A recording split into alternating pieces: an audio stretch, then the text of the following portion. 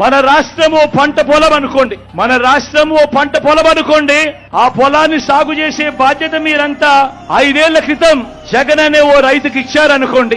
ఆ జగననే ఆ రైతు, ఆ జగననే మీ బిడ్డ, జగననే మీ అన్న.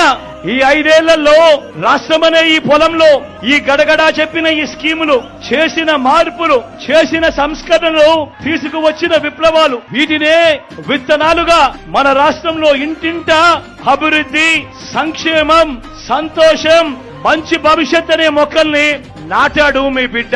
ఇవాళటికి 5 సంవత్సరాలు అయిపోయింది.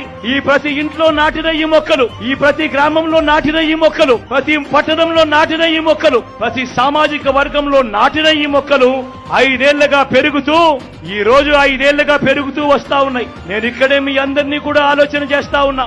ఈ రోజు జగననే మీ రైతు, జగననే మీ బిడ్డ, జగననే మీ అన్న రాష్ట్రమనే పంట పొలంలో వేసిన ఈ విత్తనాలన్నీ మరో 15 సంవత్సరాలలో వృక్షాలవుతాయి.